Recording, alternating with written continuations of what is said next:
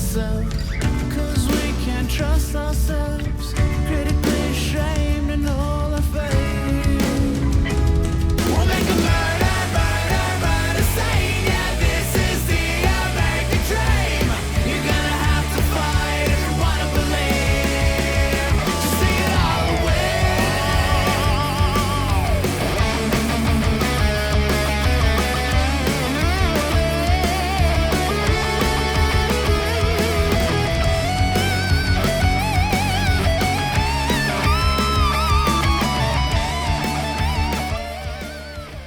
David, bienvenue Salut, au salut. Frenchcast. Très Hey, content. Tu m'as donné un cadeau avant qu'on commence, OK? Ouais. Poseidon n'était pas trop sûr si c'est toi qui as écrit ça. C'était juste un cadeau aléatoire, qui est quelque chose de fantastique comme question. Peux-tu parler un peu de l'analyse critique d'une idéologie, puis je veux parler un peu du wokisme, la pensée woke? Ouais. Ouais. Donc, c'est un livre que j'ai sorti il y a pas trop longtemps. On entend beaucoup le mot woke, hein, le wokisme. Dans le Journal de Montréal, on en parle. Même à l'Assemblée nationale, François Legault a déjà utilisé le terme woke. Tu mal utilisé?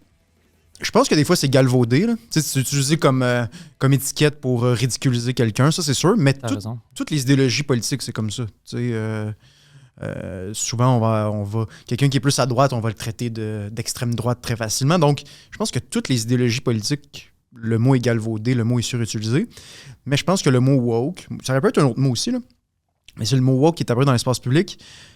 Je pense qu'il met le doigt sur une certaine idéologie qui est très présente aujourd'hui et il fallait analyser cette idéologie-là et pas seulement regarder des chroniques et dire déchirer sa chemise sur des chroniques ou des commentaires Facebook, Twitter. Là. Donc c'est ça que j'ai essayé de faire un peu avec mon livre. Là. Puis toi, parce que tu travailles avec des élèves qui sont quand même jeunes, c'est des ados, est-ce que tu as eu la chance de voir le changement de la pensée un peu des idéologies avec les adolescents, comme avant 5 ans jusqu'à maintenant? Tu vois-tu une évolution? Ça, c'est intéressant parce que souvent, on pense que les jeunes sont très woke. J'ai pas l'impression que mes élèves sont woke. Moi, je travaille plus sur la Rive-Nord, mais je parle à des collègues qui travaillent à Montréal, puis c'est la même chose. Il y a une plus grande sensibilité pour certains enjeux, ça c'est clair. Mais même moi, je trouve que mes élèves sont très anti-woke et de manière un peu vulgaire, un peu à la Andrew Tate et compagnie. Là. J'ai une théorie. Ouais. Tu peux dire que moi, j'assumais que ça va arriver, puis ça fait des podcasts qu'on a parlé de ça fait 2 ans, à cause que à chaque génération, il y a ce pendulum. Puis c'est comme si tu veux aller contre la société. Puis à cause que la société a poussé vraiment un angle woke les dernières années, les plus jeunes, pour être des rebelles, ils veulent être anti-woke, mais comme on a vu avec le puissance des woke, tu sais, le mouvement woke, tu peux aller un peu trop extrême. Puis c'est ça que je pense qu'ils vont faire maintenant. Ça va aller un peu trop extrême, puis encore le monde va comme « OK, ben ça c'est un peu trop ». Puis c'est vraiment difficile d'aller au centre. Le centre, c'est la place où moi j'aime. Tu sais, on peut critiquer tout le monde. C'est là où on doit rester comme société. Mais je pense qu'à chaque fois, on essaye de pousser puis tirer, puis on finit par être dans un endroit trop extrême. Oui, je pense que ça ressemble pas mal à ça.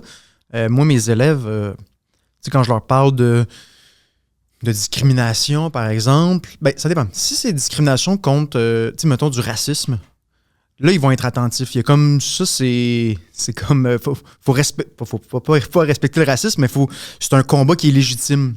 Mais si on parle, par exemple, des homosexuels, par exemple, ben là, ça va être condamné assez rapidement. Ça va être, ben là, c'est-tu un prof qui nous parlait de ça?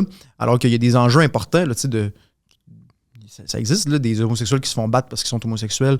Mais ça, les élèves vont être un peu plus rébarbatifs. Parce qu'ils vont avoir l'impression que leur prof est un peu woke sur ces questions-là. Ils ne pensent pas que les homosexuels vont se faire battre. Ouais, c'est ça, c'est un petit peu... Moi, je garantis que je vais battre les homosexuels juste pour montrer... Ouais, non, mais ça arrive encore. Oui, tout à fait. Ouais. Mais, à nouveau, je ne veux pas généraliser non plus les jeunes, là, mais moi, ils me parlent énormément de Andrew Tate. Vraiment beaucoup. Puis on entend des commentaires qu'on n'entendait pas depuis des décennies. Tu sais, t'es une fille, retourne en cuisine, des trucs comme ça. Mais je pense qu'ils ne croient pas vraiment quand ils disent ça. ouais, comme Poseidon veut demander, mais est-ce qu'ils disent quelque chose qui n'est pas bon? Non, c'est ça. Mais c'est ça, c'est-à-dire qu'ils disent des choses pour provoquer, je pense. Ouais, mais c'est ça. Lui, c'est pour ça qu'il y a blow-up, je pense. Ouais. Il met 2-3 choses que tout le monde peut dire « Ah ouais, il a raison, comme tu as travaillé fort. » si tu... Puis après ça, il lance des petites choses extrêmes comme « Les femmes ne doivent pas parler. » Quoi? Non, exactement. Fait que c'est ça que je ressens beaucoup. Mais pourtant, quand j'écoute Radio-Canada, la presse, on a l'impression que tous les jeunes sont très woke. Mais c'est pas du tout ça que je vois sur le terrain, là, loin de là même. Mais ça veut pas dire que ça va être encore plus difficile pour qu'on retourne au centre? Je pense que oui. Mais c'est ça que je me demande, c'est que quand les élèves font des propos comme ça pour choquer, j'ai pas l'impression qu'ils y croient vraiment. Tu sais, quand tu leur dis, là, quand tu dis les femmes doivent retourner en cuisine, là, tu parles de ta mère, tu parles de ta sœur, c'est comme, ah ouais, j'avoue. C'est comme si ça concernait les autres personnes, mais pas sa famille, tu sais. Donc, je pense que c'est vraiment un peu anti-système, c'est ça, l'adolescence, où est-ce que là... Des rebelles. Exactement, on est rebelles, donc, les adultes font ça, le monde des adultes dit ça, donc moi, je me rebelle, exactement. Ouais, mais on n'aide pas comme adulte parce que, comme tu as dit, avec les... c'est qu'est-ce qui est drôle quand on dit « Ah, encore, on parle des homosexuels et tout ça ». Je pense que c'est notre faute en société parce que des fois, on pousse trop des agendas puis on pense que les gens vont pas le voir. Mm-hmm. Mais comme quand on parle tout le temps de la sexualité de quelqu'un, moi, je veux retourner dans le temps où ça devrait pas avoir rapport. Mm-hmm. Si toi, tu es gay, straight, ça devrait pas changer mon opinion parce que tu es la même personne. Si tu es cool, tu es cool. Si tu es intéressant, tu es intéressant. Mm-hmm. Mais on rentre ça, puis c'est comme ça donne ou ça enlève la valeur de quelqu'un. Ben, on donne un peu de valeur si quelqu'un est gay ou est straight, ça dépend de t'es qui. Mm-hmm. Tu vas voir comment. On ne devrait pas faire ça. Ça devait rien avoir. C'est qu'est-ce que cette personne amène au sujet, à la situation. Puis on donne, je pense, ces petites valeurs-là. Puis je pense que les jeunes, maintenant, peut-être ils voient ça, puis comme, à cause que moi, je suis pas gay, je peux pas faire ça. Mm-hmm. À cause que moi, je suis gay, je peux pas faire ça. Tu vois? Puis ça devrait pas être comme ça, mais je sais pas comment le changer. Je vois, il y a des petits problèmes, mais je sais pas qu'est-ce que je peux faire pour aider le changement. Tu sais, depuis très longtemps, notre idéal, c'est celui de Martin Luther King. Tu sais, sa fameuse phrase de, je le cite de mémoire, là, mais mon rêve, c'est que mes enfants soient pas jugés en fonction de leur couleur de peau, mais plutôt en fonction de leur force, de leur caractère. Tu sais. C'est ça. Et puis, je pense que ça, c'était notre idéal pendant très longtemps. Et là, on a changé l'idéal en disant, non. On doit te juger en tant que gay. On doit te juger en tant que noir, en tant que blanc, en tant qu'homme, en tant que femme. Alors que je pense qu'on a été élevés, surtout des gens de ma génération, de ta génération, je pense qu'on a été élevés justement avec ça, de dire non, tu sais, ton ami, là, il est noir, il est blanc, il est homosexuel ou peu importe. C'est ton ami pareil, là, il est comme toi. Là. Il y a beaucoup plus d'éléments que vous avez en commun que de différences. Et là, c'est là que je pense que ça vient nous choquer, tout ça, là, tous ces enjeux-là de discrimination positive, puis de toi, t'as le droit parce que t'es noir, toi, t'as pas le droit parce que t'es blanc. Ça choque, je pense. Ma mère a 73 ans. C'est une madame grecque. Je t'assure que si j'essayais d'envoyer ces types de propos en discussion avec elle, ça se peut qu'elle me frappe. Si je commence à juger le monde comme ça, elle va être comme, de quoi tu parles? Je t'ai pas élevé comme ça. Ouais. Puis elle est vieille. Tu vas dire, elle va pas comprendre. Puis elle comprend mieux que des gens d'aujourd'hui. C'est quelque chose pour moi qui était vraiment extraterrestre de rentrer le monde dans des boîtes comme ça. Puis quand je vois qu'en société, on pousse ça de plus en plus, je suis comme, ça peut pas marcher. Ça va décliner. Tu sais, on va avoir des chicanes pour rien parce que quelqu'un est un homosexuel et il n'est pas. Ouais. On s'en fout. Mais je pense qu'on le voit beaucoup. Tu sais, les grosses polémiques qu'il y a eu dans les dernières années, tu te dis... Tu sais, au final, c'est-à-dire c'est à la fois important et pas important. Tu sais, on se déchire sur beaucoup de choses, alors qu'il y a énormément d'éléments qui nous rejoignent, je pense, au Québec aussi. Là, puis je pense je suis quand même curieux de t'entendre là-dessus, étant donné que tu es quand même, on pourrait dire que tu représentes le monde anglophone ici. Là. Même la communauté noire. Moi, je suis un bon représentant. C'est ça. Mais j'ai l'impression que au Québec, au Québec, on va davantage défendre justement le fait que nous sommes tous des Québécois, le fait d'une identité commune, tandis que dans le reste du Canada, il y a vraiment l'idée de communautarisme où est-ce que justement, il y a les Noirs, il y a les Blancs, il y a les Asiatiques, il y a les Latinos, etc. Donc j'ai l'impression qu'on met beaucoup les gens dans des cases. Au Québec, on a quand même, sans que ce soit parfait évidemment, là, mais on a quand même l'esprit que on est tous Québécois. On a tous quelque chose qui nous rassemble. Ça existe encore. Il y a les subcultures, on va dire. Mm-hmm. Tu sais, des Grecs, des Italiens, tout ça. Mais c'est juste que, tu sais, on se retrouve comme, c'est des Grecs québécois. Tu sais, des Québécois d'origine grecque, des Québécois-italiens. Puis, tu sais, le monde aime, ils sont fiers de ce qui vient. Ce qui est correct aussi. Qui est important d'être fier de faire partie du Québec et tout ça. C'est plus rare maintenant d'entendre comme gréco-canadien au lieu de gréco-québécois, qui est intéressant pour moi, parce qu'avant, c'était toujours... Tu rentrais pas le Québec dans le monde, c'était toujours le Canada. Alors, je trouve ça intéressant que maintenant, le Québec rentre plus. Comme, Je sais pas si le monde, ils sont une fierté avec le Québec ou c'est juste qu'ils s'habituent à la culture puis ils voient qu'il y a des petites différences. Comme, oh ouais, je suis un peu plus québécois que je suis... Qui est intéressant comme concept parce que le Canada, ça entoure tout le monde. Mais je trouve qu'on met de l'énergie ici dans les mauvaises places. Parce qu'avec la langue, je pense qu'on n'a pas pris... On a pris certaines bonnes décisions parce que sinon, la langue et puis la culture n'existait plus maintenant. Il n'y avait pas pris certaines décisions. Mais je trouve que... Moi, j'étais dans l'école francophone ici. J'étais au CSDM et tout ça. Puis il y a des manières agressives qu'ils utilisent pour les élèves non francophones, allophones, qui ne marchent pas parce que ces élèves-là, ils repoussent la culture québécoise. Ils m'aiment pas. Ils sont trop agressifs avec moi. Puis la seule chose que ça fait, c'est que ça donne du trouble dans le futur parce que ces personnes-là, s'ils restent au Québec, ils vont avoir des familles, ils vont avoir des enfants. Ces personnes-là, chez eux, ils vont pas se sentir québécois. Ils ne veulent pas intégrer. Alors, tu crées un monde qui ne veut pas faire partie d'eux. Moi, je pense que ça devait être plus inclusif. Puis même, moi, une chose que je déteste, c'est qu'on a deux types d'écoles ici. On a des écoles françaises et des écoles anglaises. Puis si tu vas dans une école française, ton anglais ne va pas être bon. Puis si tu vas dans une école anglaise, ton français va être bon. C'est inacceptable au Québec que tu peux avoir des gens qui vivent, on va dire, au West Island. Puis s'ils vont au centre-ville, ils ne peuvent pas commander des frites en français. C'est ridicule. C'est ridicule. Puis vice-versa, d'avoir des Québécois qui ont des talents qu'ils peuvent exporter au monde, mais malheureusement, ils n'ont pas de confiance dans leur anglais. Alors ils disent « je ne peux pas faire ça. » Puis tout ça. Ça devrait être parfaitement bilingue ici. Je m'en fous de ce que le Canada fait. Nos élèves ici, nos jeunes, devaient être parfaitement bilingues pour deux choses. Pour exporter la culture. Puis en plus, la culture artistique québécoise est plus... Ça va être une insulte contre les Canadiens, mais ce n'est pas. C'est plus fort que la culture artistique canadienne. C'est 100% sûr. Poseidon, tu le vis maintenant. Okay, ouais. Je vis les deux, je te dis, c'est beaucoup plus fort. Beaucoup plus fort. Alors, si tu connais la langue, c'est plus facile de rentrer dans ça au lieu de se faire assimiler par des choses américaines. Parce qu'on a des choses ici que si tu les comprends, puis tu rentres, tu vas les aimer. Tu vas terminer par les aimer. Mais c'est comme, on a une petite barrière. Mais pourquoi? Mais je pense que quand même, je travaille dans une école francophone, évidemment. Nos élèves ont quand même des cours d'anglais jusqu'en secondaire 5. Tu es obligé de passer un examen du ministère. Ils sont quand même bons, nos élèves. Peut-être, mais ouais, peut-être dans mon temps. Peut-être, je sais pas, mais l'anglais est rendu vraiment obligatoire. Puis là, la problématique que moi j'observe, c'est que dans nos écoles francophones, françaises, ça parle de plus en plus anglais dans les corridors. Donc, la langue commune est de moins en moins le français. Puis ça, c'est inquiétant parce que je pense que tout le monde va être pour le bilinguisme individuel. C'est-à-dire que individuellement, évidemment, tout le monde gagne à parler 2 langues, 3 langues, plus de langues possibles, ça c'est certain.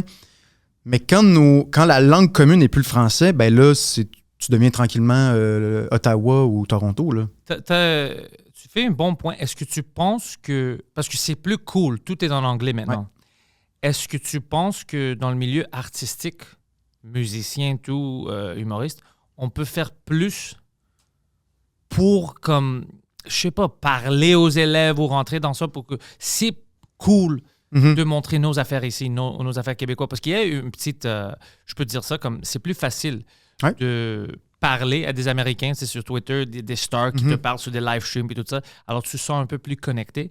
Peut-être nos artistes ici, on peut faire plus pour intégrer les élèves, aller à des écoles, parler, pour que c'est comme, oh, c'est elle, j'aime fucking Cathy Gauthier, juste pour avoir cette connexion-là pour qu'ils restent. Peut-être c'est nous aussi qu'on doit faire un effort.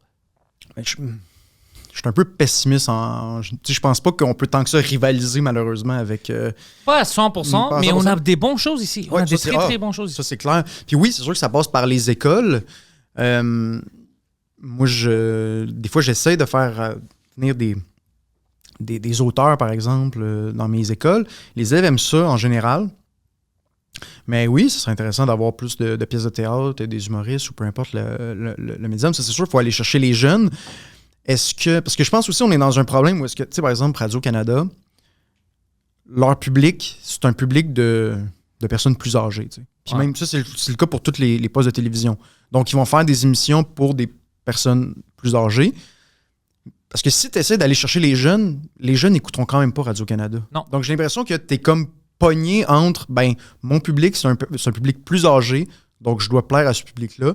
Je pourrais faire des trucs, des séries pour les plus jeunes, mais ils écouteront quand même pas ça. Puis là, je vais me mettre à dos les plus âgés. Donc, c'est pour ça que je suis quand même très pessimiste, malheureusement.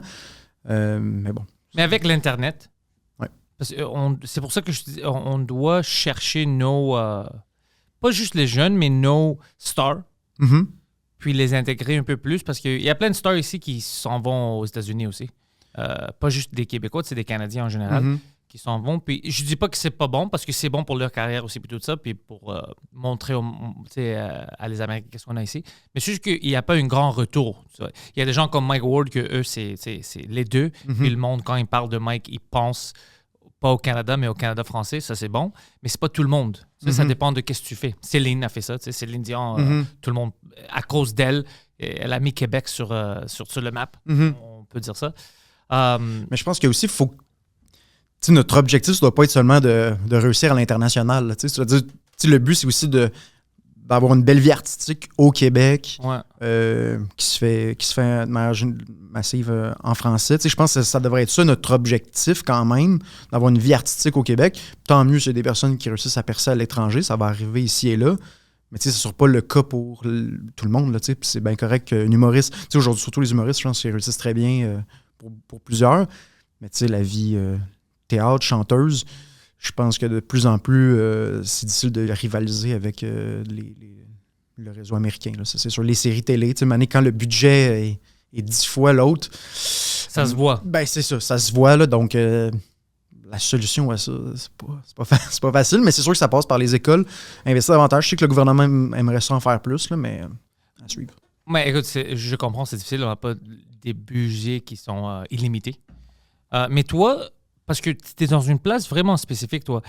Tu consommes, tu vois, mais en plus, tu travailles avec les jeunes. Ouais. Alors, tu vois la génération qui vient.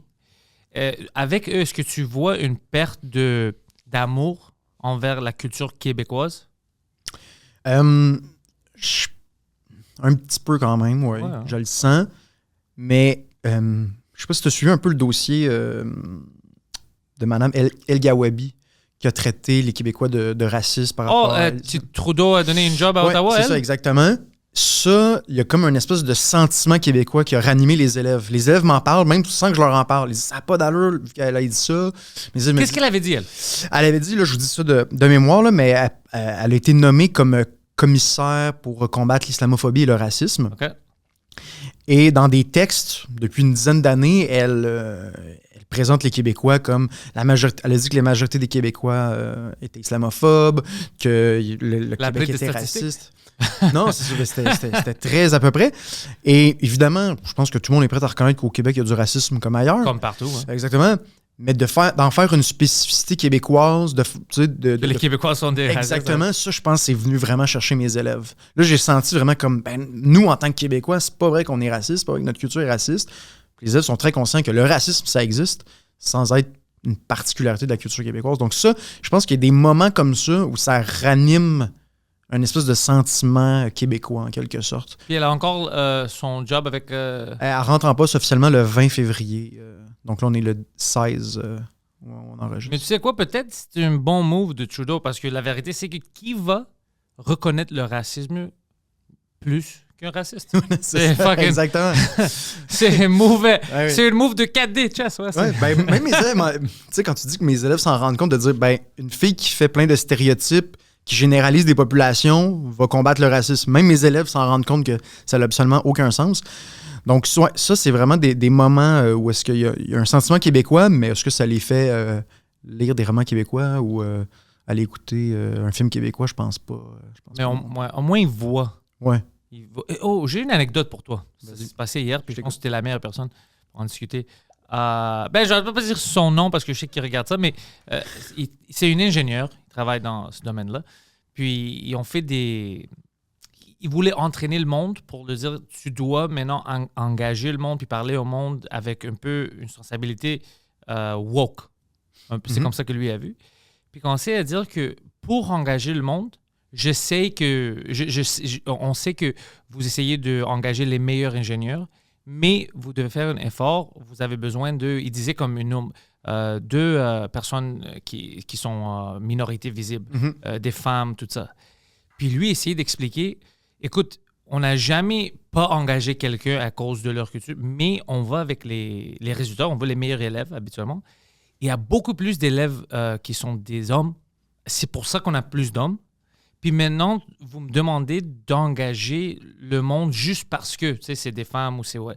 Puis si je veux faire ça, je vais tomber dans une liste où je ne vais pas avoir les meilleurs ingénieurs. Puis c'est un job ultimement important, tu sais. Puis ils disent, tu sais, tu joues avec le monde, tu sais, la vie des personnes, on doit avoir des gens qualifiés. Puis ils s'ostinent. Puis comme je sais pas quoi faire parce que j'ai l'air d'un méchant, mais moi, je veux juste engager les meilleurs. Si vous voulez enlever le nom, je m'en fous. Je veux vraiment les meilleurs. Si c'est des femmes, si c'est des chevaux, je m'en fous. On a besoin des meilleurs. Puis maintenant, ils me forcent de ne pas engager les meilleurs, mais d'engager les gens qui, tu sais, ils checkent les boîtes. Puis pour moi, quand je vois ça, je dis, j'aime l'effort qu'ils essaient de mettre pour pousser certaines personnes, mais pour certains jobs, là, tu mets un risque sur la société pour montrer tes valeurs, que tu es cool, que tu as forcé quelqu'un à rentrer dans... C'est bizarre pour moi. C'est juste moi qui vois ça parce que je suis trop comme un humoriste puis je vois toujours les angles bizarres? Ou même pour toi, tu es quelqu'un qui éduque le monde, c'est un peu fucking bizarre? Ben, c'est sûr que c'est l'idée que tu n'engages plus un ingénieur ou un enseignant ou peu importe l'emploi. Tu engages un noir, tu engages une femme. Et là, on tombe dans ce qu'on pourrait appeler de l'essentialisme. Il y avait eu, il y a 2 ans environ, à Joliette, il y avait eu la tragédie avec Joyce Echaquan. C'était une madame autochtone qui avait été morte, qui est décédée à l'hôpital à Joliette. Et les infirmières passaient des commentaires vraiment racistes, je pense qu'on peut s'entendre là-dessus. Puis là, après ça, c'était dégueu. Puis après ça, ils ont eu une formation pour savoir comment aborder les personnes autochtones. Mais la formation tombait dans les plus gros clichés. La formation disait, ah oui, quand tu rencontres une autochtone, demande-lui de chanter une chanson, donne-lui un petit nom. Pardon? Ben, c'est ça. Mais là, après ça, il y a des infirmières qui ont fait ça. Ils changeaient le pansement d'une femme. Là, je vous raconte l'anecdote de mémoire. Ils changent le pansement d'une femme. Puis là, ils disent, toi, t'es autochtone, donc chante-nous une chanson, commence à lui donner un petit nom, commence à faire des blagues. C'est pas du tout approprié. C'est comme un film, c'est ridicule. Exactement, c'est ridicule. Et suite à ça, ces 2 femmes-là se sont faites renvoyer, tout simplement. Puis là, ils ont dit, on a juste appliqué ce que la formation nous avait dit. Donc, aujourd'hui, ce qu'on fait dans les entreprises... C'est qui a décidé cette formation? C'est l'hôpital, c'est le gouvernement, c'est le ministère de la Santé. Donc, voyez-vous, c'est ça, c'est que Mané, quand tu te mets à engager, quand tu te mets à travailler en fonction d'une personne, tu oublies que c'est un individu, tu oublies que, attends, il y a un contexte, tu es dans un hôpital, tu changes son pansement, il y a quelque chose de professionnel là-dedans, et de demander à chanter une chanson, c'est ridicule. Justement, on tombe dans le stéréotype. Puis là, dans le même ordre d'idée, il y avait, il y a quelques années de ça, c'était dans le New York Times, qui disait l'école américaine opprime les Noirs parce qu'ils demandent aux Noirs d'arriver à l'heure. Puis les Noirs, eux autres, ils n'arrivent pas à l'heure, c'est pas dans leur culture. Donc ça, on tombe dans les plus gros clichés. Ça, c'est une headline raciste, puis ils savent même pas que c'est raciste. Exact, mais c'est des formateurs antiracistes qui disent ça. C'est comme une headline que moi, je vais écrire pour faire le monde rire. C'est pas une vraie... C'est ridicule. Mais c'est dans le New York Times, puis c'est les plus gros progressistes qui disent ça. Ah oui, les Noirs peuvent pas arriver à l'heure. Ah oui. Pas vrai, c'est totalement... Ben non, évidemment que c'est pas vrai. Puis c'est blessant. Ils n'arrivent pas à l'heure, ça, c'est vrai. Mais ils peuvent, s'ils veulent. Non, mais ils se nourrissent des stéréotypes. Ouais. Justement, parce que tu dis, j'engage un Noir. Puis c'est quoi un Noir? Ben, je me base sur des stéréotypes pour dire c'est quoi. Même chose pour les Autochtones. Donc, je pense qu'on tombe dans ces stéréotypes-là, puis on tombe comme ça dans les formations antiracistes que le gouvernement du Canada donne notamment. Là, j'en parle dans le livre. C'est ridicule, honnêtement. Là. C'est complètement fou, c'est complètement raciste. Ouais, les formations antiracistes sont racistes. Fallait penser à ça. Mais c'est comme Mme El Gawabi qui porte des propos racistes à l'égard du Québec. Là. Mais c'est-tu parce que le monde qui écrit ça sont pas éduqués. Je comprends. Parce qu'il y a des choses que tu peux faire pour être antiraciste. On va dire, par exemple, moi, parce que je l'ai déjà vécu puis je l'ai vu, je sais qu'il y a un grand problème, on va dire, avec la police, comment ils regardent les jeunes noirs puis tout ça. Puis on peut tomber dans plein d'excuses, c'est à cause de la société puis tout ça, leur expérience, oui, mais j'ai vu beaucoup de cas en vraie vie que c'est fucking bizarre.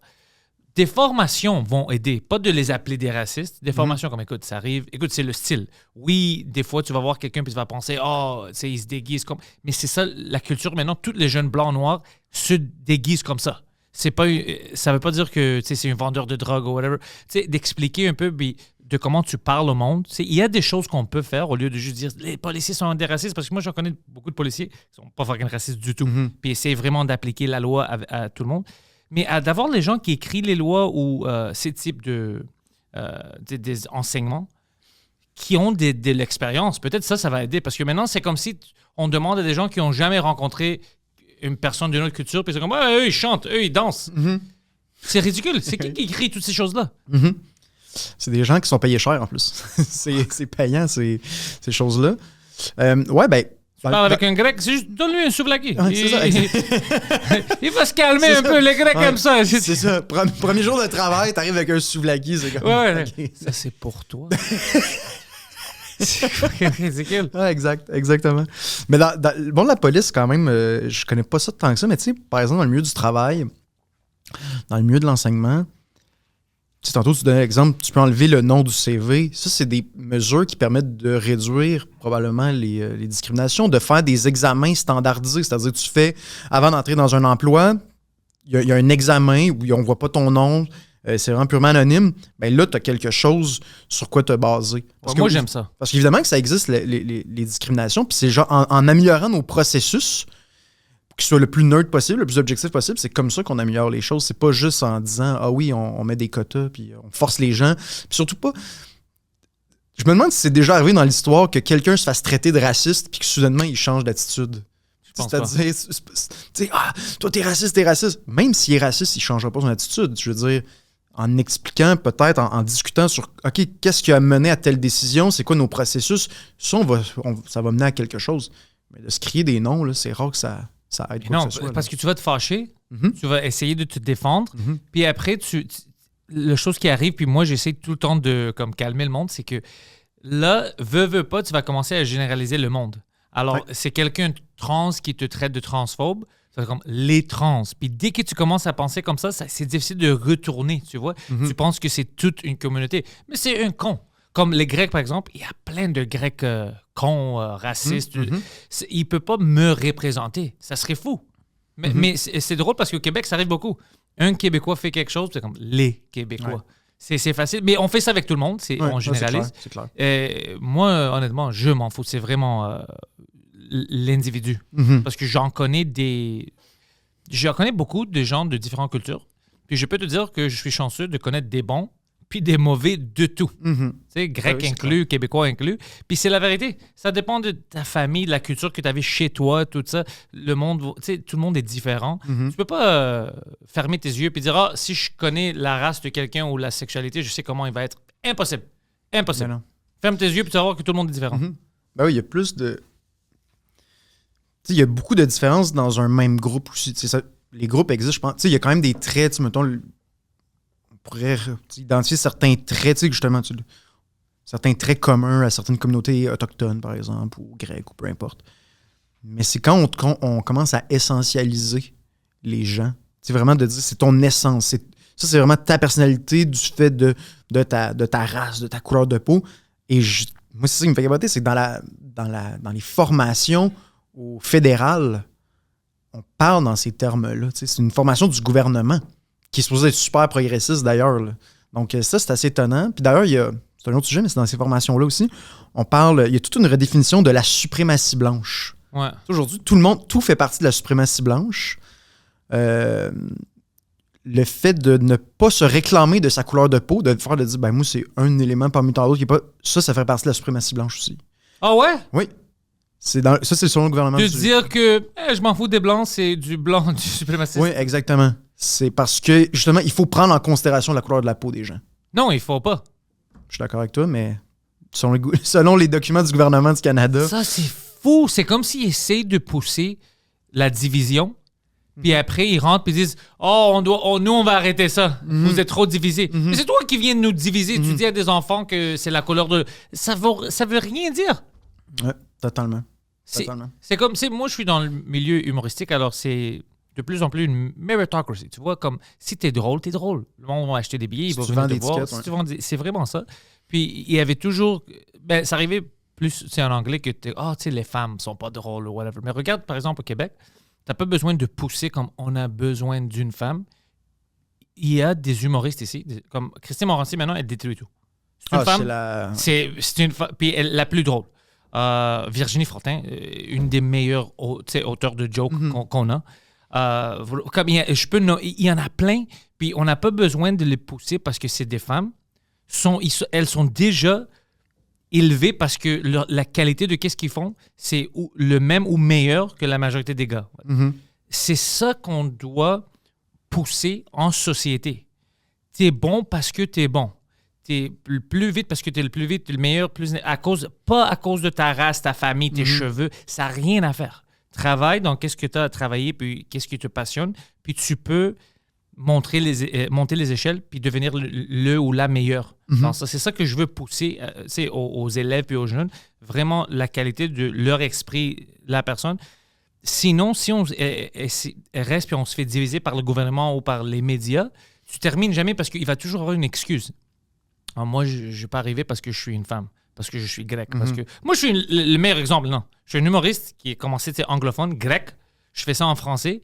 Puis le podcast pogne, mon humour en français, ça pogne, tout ça.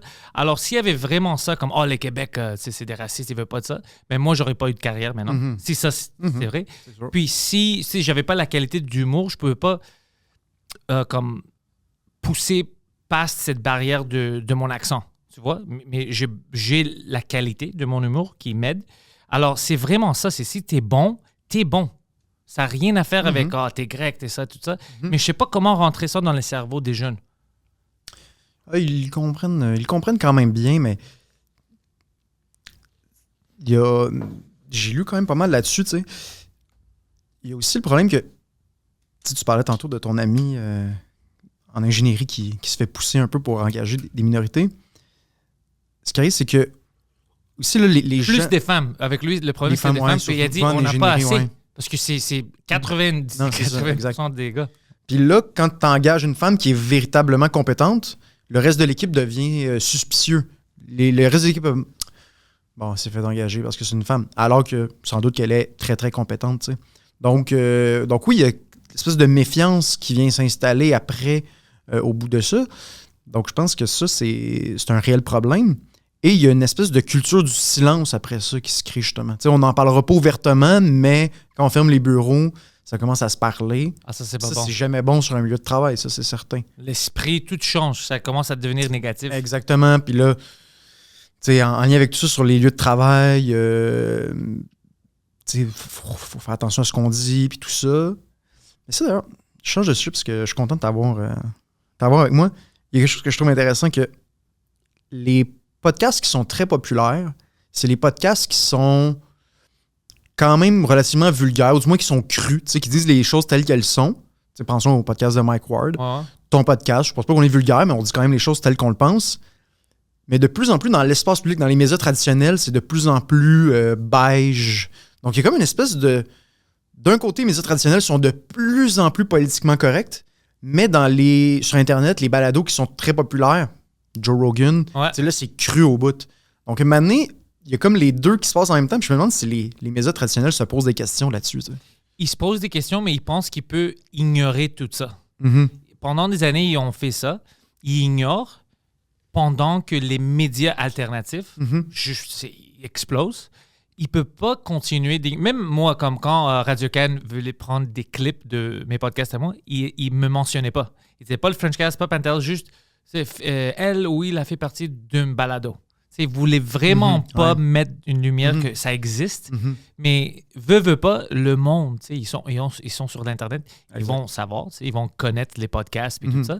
Puis moi, je pense, je vais donner un bon exemple ici, le Gazette de Montréal. The Gazette de Montréal, c'est une un journal anglophone, le plus grand. Je pense que ça ne va pas exister dans quelques mois. Ils ont annoncé ça, tu sais, perte de job et tout ça. Mais écoute, eux, c'est un exemple de médias vieux qui ne voulaient pas changer. Ils ne voulaient pas rentrer dans les podcasts. Ils ne pensaient pas que c'était une affaire sérieuse. Ils ne voulaient pas vraiment être dans le domaine digital. Ils ne voulaient pas intégrer les jeunes. C'était vraiment fixé sur quelque chose qui n'existe plus. Maintenant, ils commencent à voir, mais c'est trop tard. Que, le monde est un peu fatigué de ça. Ils ne vont pas prendre le journal. Tu ne peux pas parler comme si les podcasts n'existent pas et que les idées qui sont contre qu'est-ce que toi tu penses sont juste pas bons, puis on va pas le discuter, puis tout ça. Le monde se fâche, le monde tourne ailleurs, puis maintenant, c'est un grand problème culturel. Ah, ça va pas exister. Mais tu as travaillé très fort pour t'assurer que ça va pas exister, puis maintenant, c'est le faute de tout le monde d'autre. Et je vois des choses comme ça, puis ça m'énerve. C'est comme, mais c'est toi qui as fait ça. C'est... Ouais. Tu voulais pas... Même les journaux ici, je savais même pas... C'était pendant la tournée de Mike, juste après qu'il avait gagné à la Cour suprême. Moi, je cherchais pour des journaux. Puis ils m'ont dit, il n'y a pas vraiment, tu sais, ils sont tous sur l'Internet. Et moi, je voulais une physique, juste pour voir, tu sais, Mike a gagné, puis tout ça. Puis c'est lui qui est allé les chercher, puis c'était vraiment difficile d'en trouver. C'était pas tous les journaux qui ont des formats physiques maintenant. Non, mais c'est vraiment ça, c'est juste, ils essaient de faire comme si on n'existe pas, mais on existe, puis je sais qu'on cause des problèmes pour eux. C'est pour ça que je pense que Trudeau a vraiment poussé pour ce bill-là C11, pour... c'est la censure de l'Internet pour que c'est le CRTC qui contrôle un peu l'Internet comme ils font avec Radio-Can. Tu veux les gens qui ont contrôlé Radio-Can puis CBC, qui est ultimement du trash maintenant, tu veux qu'eux, ils contrôlent qu'est-ce qu'on peut regarder sur l'Internet? Non, mais... Come on, c'est fou. Mais c'est ça, puis cet ultra politiquement correct-là, justement les réseaux, surtout les réseaux publics là, comme Radio-Canada, CBC, tu sais, les jeunes, ils en ont horreur de ça. Là. Parce que surtout les jeunes, ils ont comme une espèce de naïveté, tu sais, où ils voient les choses comme, mais pourquoi il y a des choses qui sont évidentes. Tu sais, mettons, moi, si demain matin, là, je vais, je suis dans ma classe, puis je dis, si tu rencontres un autochtone, demande-lui de chanter une chanson, puis tout ça, les élèves vont rire de moi.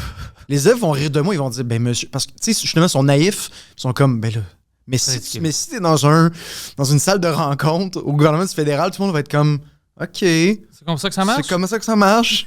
Fait que, tu sais, les enfants, eux autres, sont pas pris dans le monde des adultes. Donc, quand ils voient des...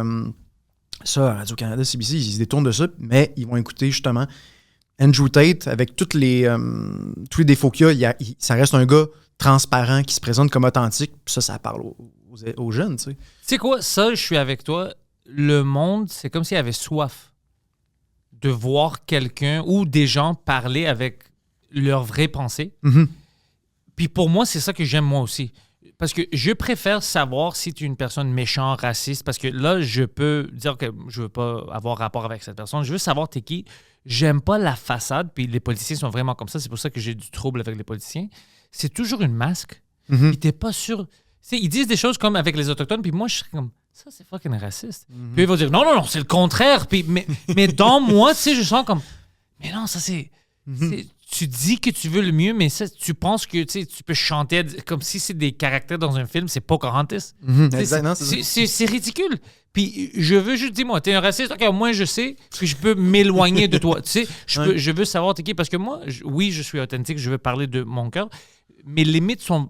C'est vraiment extrême d'atteindre mes limites, mais mes limites sont vraiment ça. Si tu es une personne vraiment, on va dire, raciste ou misogyne, tu es une personne méchante, là, oui, là, je vais te couper. Mais hors de ça, moi, je veux discuter de tout, puis je pense qu'on devrait discuter de tout, puis en parler, puis...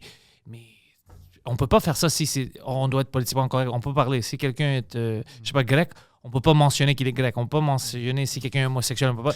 Fuck, on doit discuter tout. On doit parler, puis la valeur de quelqu'un doit être, comme on disait avant, sa qualité, qu'est-ce que lui amène. Pas sa nationalité, sa sexualité, tout ça, c'est stupide. Parce que c'est des choses que tu choisis pas. Tu peux pas mettre de la valeur sur quelque chose que tu peux pas mettre de l'effort, ou parce que là, tu vas avoir des gens qui sont confus. Je devrais-tu être gay? Je devrais-tu être grec? Tu peux pas. T'es où t'es pas? Exact. Oui, puis c'est... Tu sais, des fois, je pense à... Tu sais, des enfants de personnalités connues noires, tu sais, Grégory Charles, Norman Brathwaite. On peut s'imaginer ces personnes-là. Ils sont jamais à l'heure. Tu sais, les enfants de ces personnalités-là, pourquoi devraient-elles être favorisés au détriment de le fils d'une coiffeuse à Saint-Jérôme, par exemple? Tu sais, c'est-à-dire qu'il y a comme l'idée que la couleur de la peau, c'est tellement c'est le déterminant le plus important. Alors qu'il y a des personnes qui ont... Si t'es la fille d'une coiffeuse dans un endroit de région au Québec, ça va être très difficile pour toi d'aller à l'université, par exemple. J'ai rien contre les coiffeuses ou quoi que ce soit, mais c'est... Moi, je les aime pas. Non. Non, mais c'est-à-dire que c'est pas une... Disons que sont dans une situation monétaire beaucoup plus difficile que Grégory Charles, par exemple, ou peu importe la personnalité publique. Oh, je vois ce que tu veux dire. Ouais, mais à cause de la couleur, on va le juger comme ça. Ouais. C'est ça, exactement. Elle, c'est pas si grave que ça. Donc, je veux dire, donc c'est ça, c'est qu'en faisant ce qu'on appelle la discrimination positive, on enlève tous les autres facteurs, puis on est comme, OK, ben lui, il est dans une case, elle est dans une case, elle est noire, il est noir, puis c'est ça qui compte.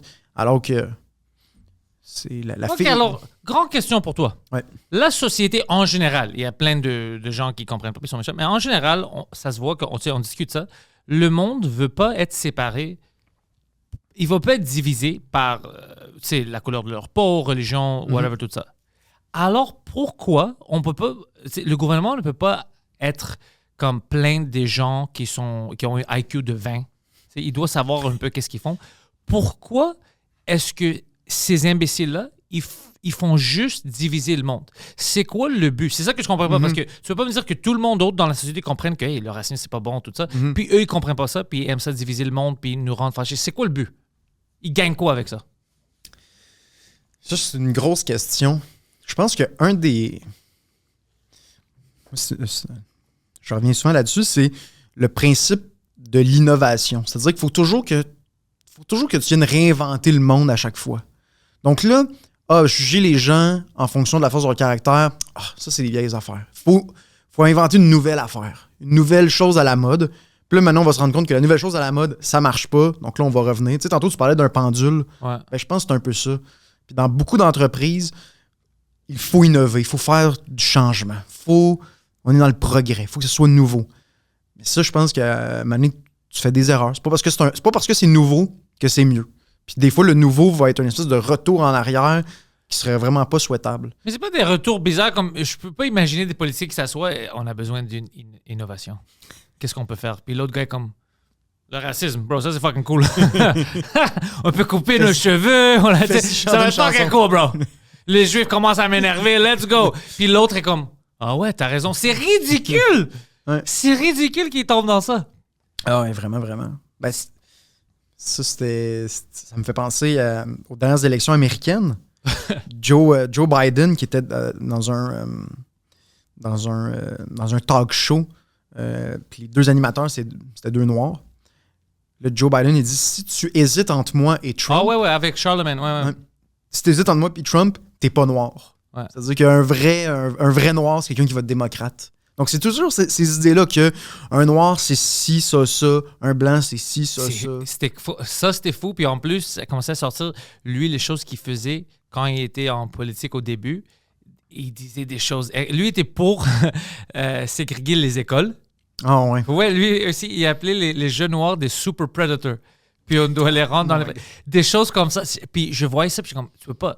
Si t'es dans des quarantaines, puis tu penses comme ça, fort chance que maintenant qu'il est 60, 70, il pense de la même manière. Ouais. Fort chance qu'il pense de la même manière. Non, mais c'est ça, mais ça aussi, tu sais, c'est... Les médias ont comme mis ça de côté. C'est un démocrate, donc c'est pas si grave que ça, là. Il y a vraiment un esprit de clique. Il faut protéger notre monde. Trop sectiste. C'est trop une secte pour moi. Je déteste ça. Moi, j'aime la pensée vraiment libre.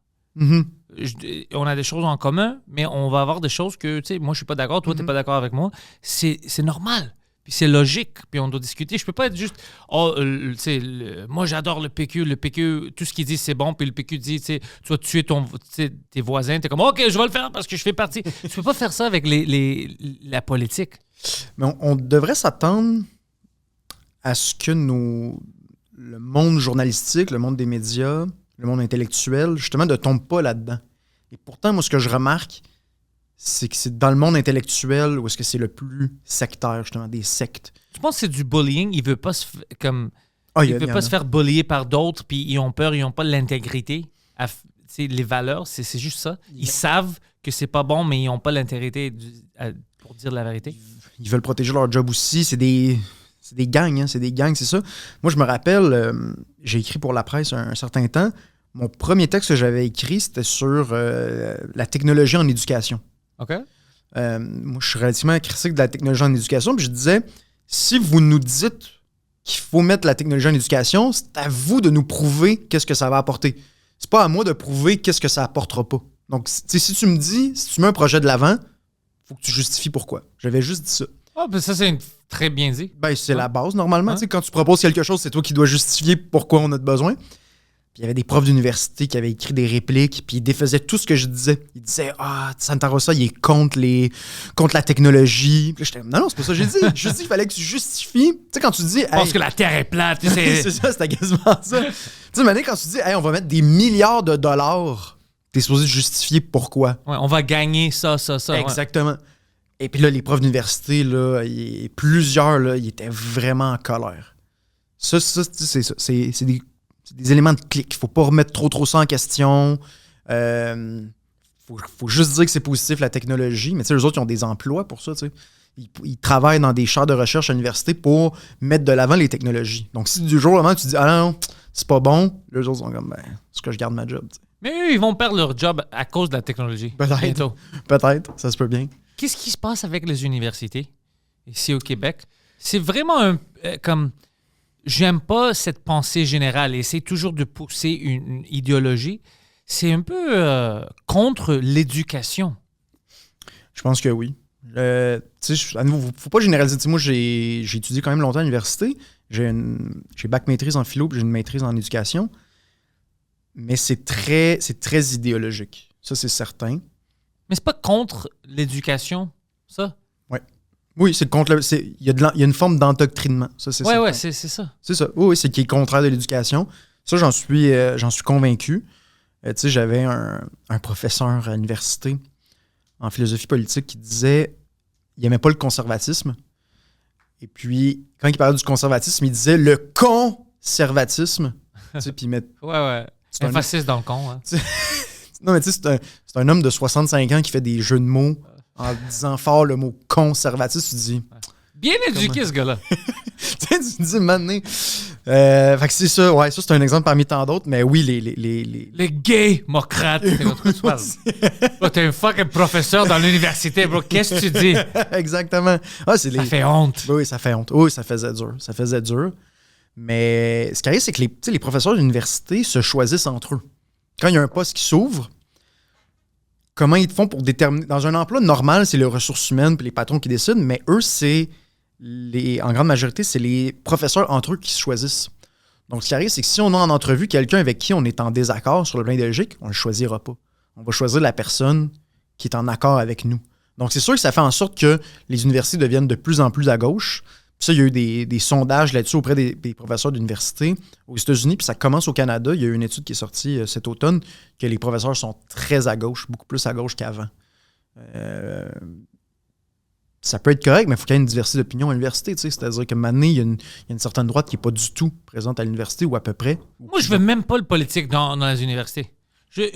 On parle, dans l'histoire, on parle historiquement de qu'est-ce qui est arrivé. Je veux pas qu'un prof, il parle de la Deuxième Guerre mondiale, puis il me donne les vrais faits. Puis après, comme, les Juifs, là... Non, j'ai pas besoin de fucking opinion. Juste dis-moi qu'est-ce qui s'est arrivé, puis moi, comme un être humain, je peux voir que c'est pas bon. Ou, je déteste quand ils rendent leur politique. Ouais.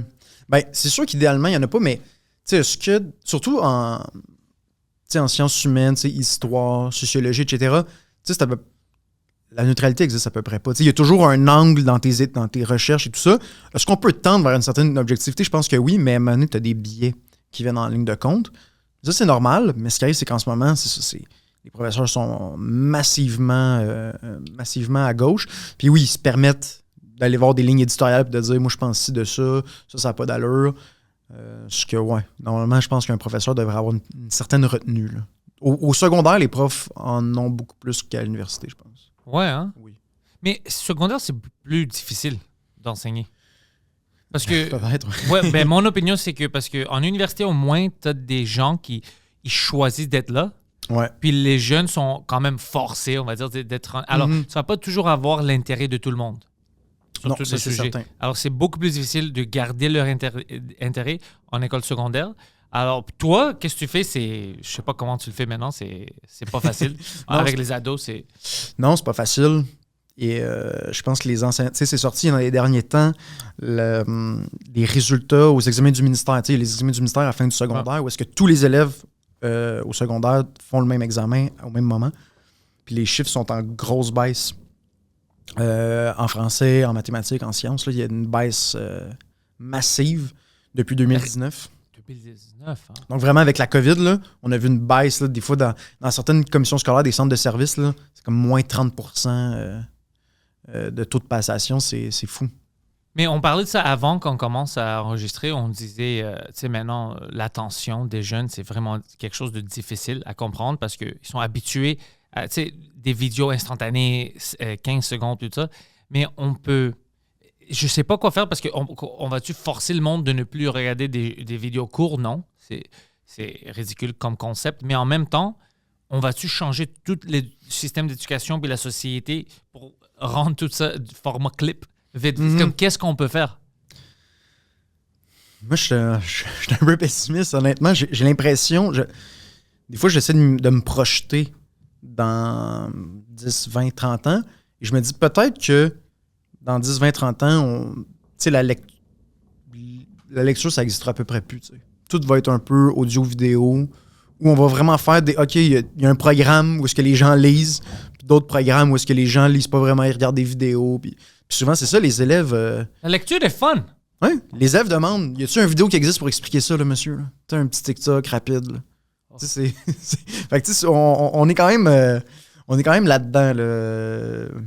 Ouais, non, mais je sens que les enseignants en ce moment sont déprimés, là. C'est difficile d'avoir l'attention des élèves, c'est difficile de les motiver. Tu sais, on veut pas, on est en compétition avec Netflix, TikTok et compagnie, tu sais. Puis on l'a encore plus vécu pendant la COVID. Quand on donnait des cours en ligne, là, les élèves n'écoutaient pas du tout. Là. Ils étaient sur leur téléphone pendant qu'on parlait. Puis je les comprends. Je dis pas, ouais, je les comprends. Moi, j'aurais fait la même chose. Je suis un élève, like, fuck that, je suis chez moi. Mais c'est juste ridicule parce que c'est la prochaine génération. Ouais. Ouais, c'est inquiétant. Parce que c'est pas juste... Tu sais, des fois, on peut voir l'école comme des espèces des caprices de profs, tu sais, des règles de grammaire puis tout ça, mais non, mais ils ont de la difficulté à lire un texte, à comprendre une situation, à prendre un article de journal sur un élément d'actualité puis d'essayer de le comprendre. Même une vidéo, même une publicité. Tu présentes une publicité devant la classe puis des fois, ça va être difficile pour les élèves de comprendre qu'est-ce que ça veut dire, et où l'humour dans ça. Donc tu sais, c'est inquiétant. À un moment donné, tu te dis, non, mais on doit pouvoir comprendre le monde dans lequel tu vis. Ouais. Pour lire des articles, c'est important. Sinon, tu crées juste des zombies qui regardent des vidéos de TikTok. Là. C'est-tu partout comme ça? Comme maintenant, au Québec, parles-tu avec des enseignantes qui font partie d'autres systèmes scolaires? Par exemple, on a CSDM, on a des différentes. C'est-tu tout le monde qui dit la même chose? Oui, c'est pas mal généralisé. Honnêtement, à nouveau, je veux pas généraliser parce qu'il y a encore beaucoup de très bons élèves. Tu sais, souvent, ceux qui étaient bons avant, ils sont encore bons. Eux autres, là, tu peux faire n'importe quoi dans la classe, puis ils vont être bons. Les faibles, eux autres, sont encore plus faibles qu'avant. Ceux qui étaient au milieu, ben, ils ont tendance à être un peu plus faibles en ce moment. T'sais. Mais les forts, pas de stress. Ça va bien.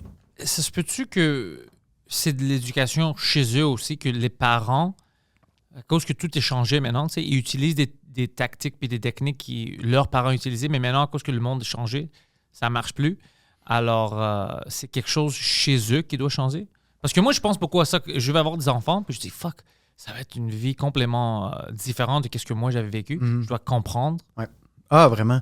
Mais moi, j'entends beaucoup les parents autour de moi parler des problèmes avec les écrans.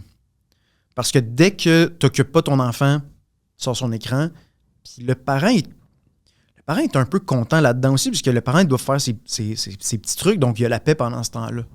Donc, j'ai l'impression que tu tombes à un certain moment dans un cercle vicieux où tu achètes la paix avec le téléphone, le iPad, peu importe, mais en même temps, tu sais que c'est pas bon pour lui, qu'il est pas stimulé intellectuellement, mais en même temps, tu trouves un avantage à ça. Mais c'est un réel défi chez les parents, ça, c'est certain. Au secondaire, là, les parents m'en parlent constamment, parce que l'enfant va seul dans sa chambre, il a son téléphone. Tu peux tout faire avec ton téléphone dans ta chambre. Ouais. Même pas à ça, on va dire que tu dis non, je veux pas qu'il utilise une ordi ou une tablette ou son cellulaire. Mais là, t'es pris entre deux choses. Oui, je veux pas que mon enfant est stimulé juste par les écrans, mais là, il va-tu perdre des connaissances que tous les autres élèves vont avoir? Parce que le monde veut pas, c'est digital, c'est écran, tout ça. Alors ça doit être difficile pour les parents. Ouais, j'ai déjà eu une mère qui me disait, tu sais, moi, je veux pas donner un téléphone à ma fille, mais toutes ses amies en ont un. Fait que là, elle est comme, ben là, je suis seule maman. Puis là, la mère, elle veut pas que sa fille soit la seule rejet dans la cour d'école. Fait que finalement, elle dit, ben, je vais t'en acheter un, tu sais. Donc, j'ai l'impression que c'est ça aussi, c'est qu'à un moment donné, personne ne va être tout seul. Puis moi, je le vois, tu vas dans la cafétéria d'une école sur l'heure du dîner. Tous les élèves, là, le cou penché sur leur téléphone pendant toute l'heure du dîner. Puis ils vont développer des problèmes de cou. Là. Moi, je pourrais prendre une photo de ça une année, là, tu vois vraiment. Là, puis j'ai travaillé dans différentes écoles, c'est toujours ça. Là. Donc, ouais, c'est... Déprimant. Ouais, c'est pas joli à voir. C'est comme un film d'horreur un peu là, futuriste, où est-ce que tout le monde, sur l'heure du dîner, joue à des jeux, mais ensemble. Ils se parlent pas, mais ils sont sur la même plateforme. Là. Oh, ouais, c'est parce que moi, quand je passe à l'école secondaire, moi, j'ai terminé le secondaire en 2005. Alors, c'est les premiers cellulaires, mais c'était pas toujours penché. Tu faisais pas grand-chose, tu appelais puis tu textais. Alors, tu sais, pendant l'heure du dîner, tu niaisais, tu jouais au baby-foot, des choses comme ça. C'est vraiment... Tu penses à toutes ces années maintenant qui ont passé, puis c'est un monde complètement différent. Ah oui. Mais dans les voyages scolaires, dans les autobus... Mais avant, c'était le bordel total. Les gens se battaient dans l'autobus. Ouais. Aujourd'hui, c'est tranquille. T'entends une mouche voler parce qu'ils sont tous sur leur téléphone dans l'autobus. C'est tranquille. T'as pas besoin de faire de discipline ou quoi que ce soit. Au moins, mais... Oui, c'est ça, mais des fois, ouais. Mais les élèves qui t'a dit qui quand même, eux, ils sont bons, ils sont forts, ils sont smart, peut-être ça va être eux dans le futur parce que si tu sors pas du matrice comme ça, tu peux pas créer. Alors peut-être ça va être eux, les innovateurs, dans le futur, parce que c'est eux qui voient un peu que ça, c'est un peu bizarre, c'est pas pour moi. Mais on va avoir de moins en moins d'innovateurs parce que c'est vraiment facile de rentrer dans ça. Ben oui. Ah ouais. Ben, il y a une couple d'années, je sais pas si c'est encore ça, mais il y a plusieurs années, au début du iPad, puis vraiment, tu sais, autour de 2010, là, vraiment où il y a eu le boom avec les téléphones intelligents,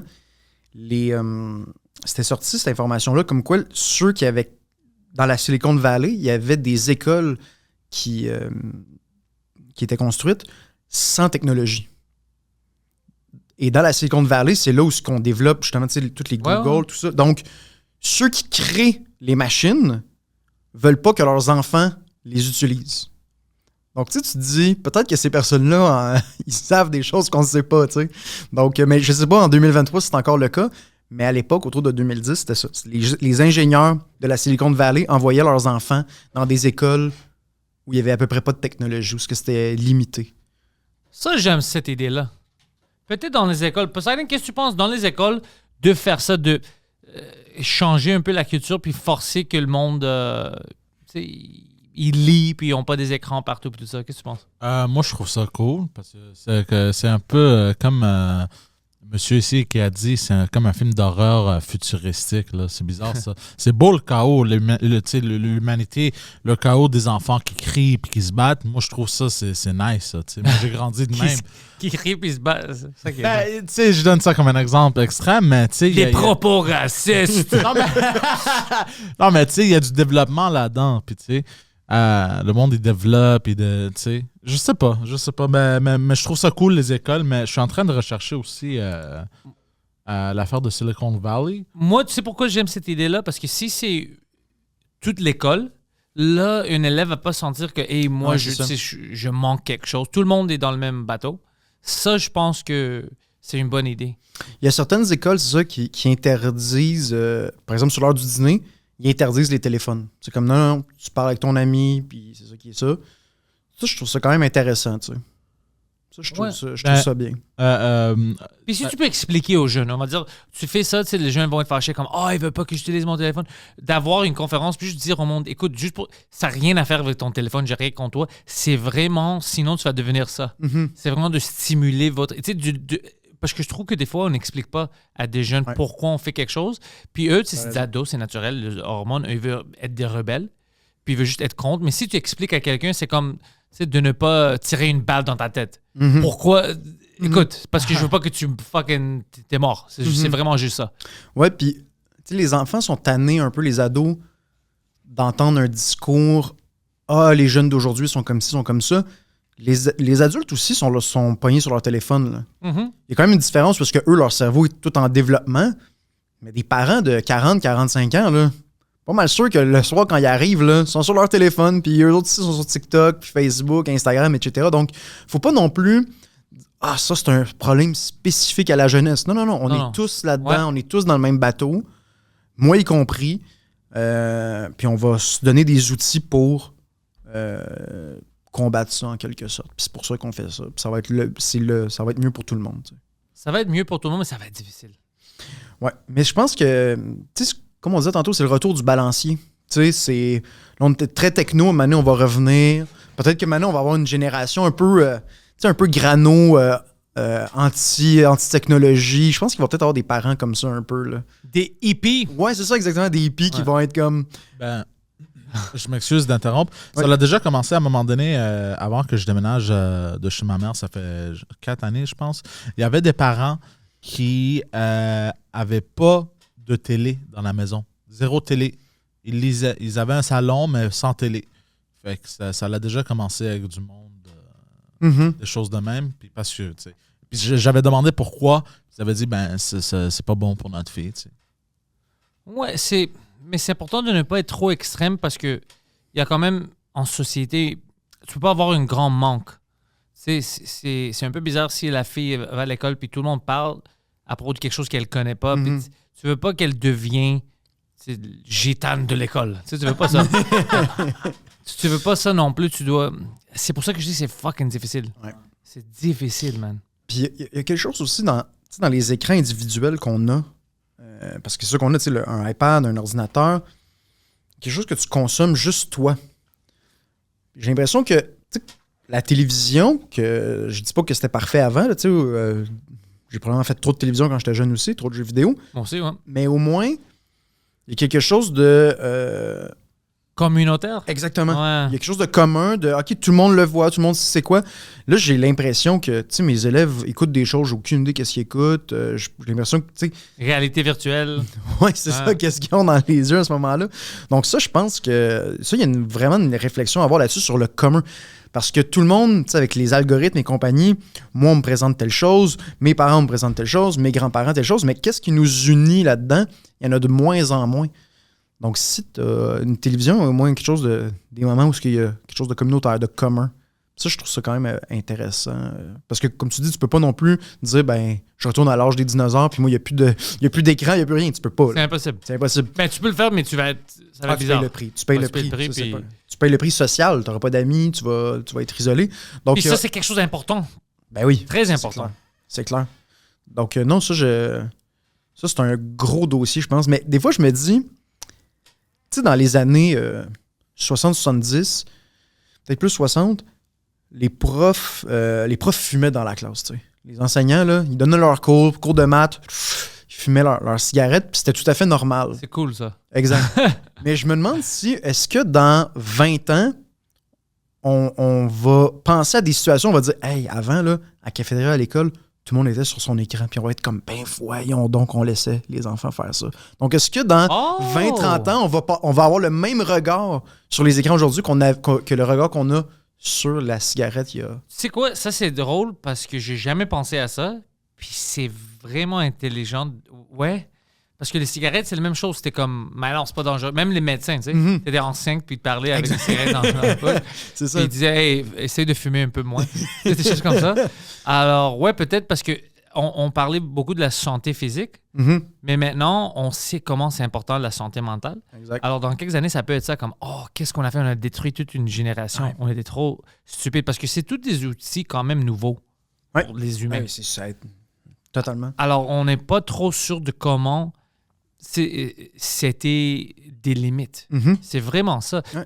Ça, c'est une bonne observation. Hein. Il y a un psychologue aux États-Unis, Jonathan Haidt, H-A-I-D-T, je ne sais pas exactement comment prononcer ça, qui fait beaucoup d'études là-dessus sur les réseaux sociaux. Puis il a vraiment observé une grande différence à partir de 2012 chez les jeunes.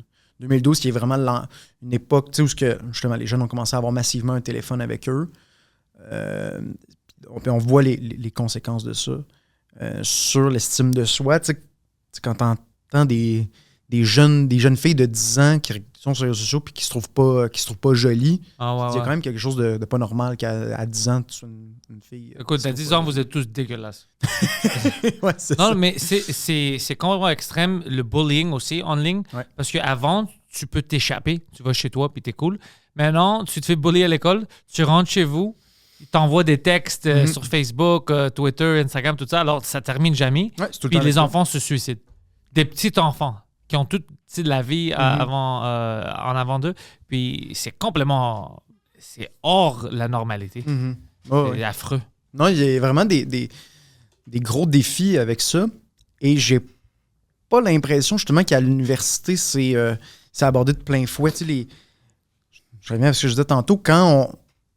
À l'université, quand on remet en question les technologies, tu passes pour le dinosaure. Tu passes pour le vieux baby boomer. Là, tu sais, Ouais, le ouais. vieux. C'est comme, non, regarde vers le futur. Puis c'est comme, non, mais ça amène des problèmes, des problématiques, ça, c'est sûr. Puis moi, j'ai des enseignants, des professeurs à l'université qui me disaient, regarde, on peut faire bien plus de choses avec les écrans. Puis c'est comme, non, je sais qu'on peut faire bien plus de choses, mais est-ce que c'est mieux? Est-ce que ça améliore les choses? Puis ça, on ne voulait jamais aborder ces questions-là à l'université. Au moins mettre des limites. Ouais. Oui, on peut faire plus, puis dans ce contexte-là, on va utiliser ça. Ouais. Mais puis t'as complètement. Puis je pense qu'on sait.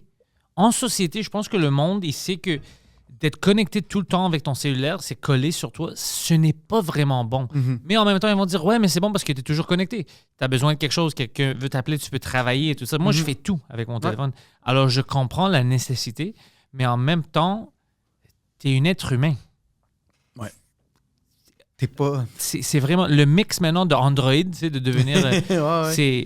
Ça doit être dangereux. C'est dangereux, mais je pense pas qu'on voit les résultats encore. C'est ça le problème. Mhm. Puis on va le voir dans 5-10 ans. Mhm. La société qui a grandi juste avec ça, Mhm. tu sais, ils vont être pratiquement inutiles. Ils ne peuvent pas travailler.